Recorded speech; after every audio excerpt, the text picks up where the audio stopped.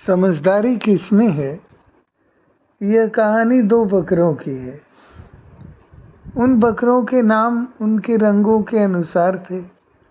एक का रंग काला था, इसलिए उसका नाम कालू था, जबकि दूसरे का रंग भूरा था, इसलिए उसका नाम भूरा था। दोनों एक दूसरे को फूटी आंख भी नहीं सुहाते थे।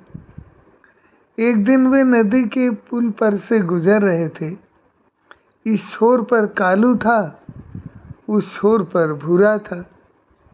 दोनों आमने सामने से आ रहे थे कि पुल के बीचों बीच दोनों का आमना सामना हो गया। दोनों ही एक दूसरे के सामने अड़कर खड़े हो गए। पुल बहुत संकरा था। उस पर एक बार में एक ही जानवर आ जा सकता था, लेकिन वे दोनों ही आमने सामने थे। उनमें से कोई भी पीछे हटने को तैयार नहीं हुआ। फलस्वरूप दोनों में लड़ाई हो गई और दोनों पुल से नीचे गिरकर मर गए। इसी तरह दूसरी बार दो बकरियां भी उसी पुल के बीचों बीच आमने सामने आ खड़ी हुई। वे दोनों समझदार और शांत स्वभाव की थी।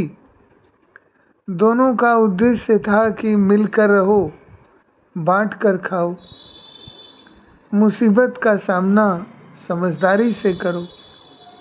जब वे पुल के बीचों बीच मिलीं, तो उनमें से एक बैठ गई और दूसरी उसके ऊपर से निकल गई। इस प्रकार दोनों सही सलामत अपने अपने घर सुरक्षित पहुंच गई। और होता ही ऐसा है।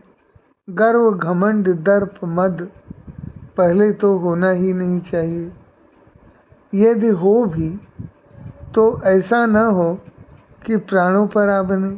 देखो, घमंडी सदा घाटे में ही रहता है। बकरे यदि अपनी अकड़ छोड़कर समझदारी से काम लेते तो पुल पार कर लेते, जैसा कि समझदार बकरियों ने किया। बकरों की झूठी अकड़ ही उनके प्राण ले बैठी।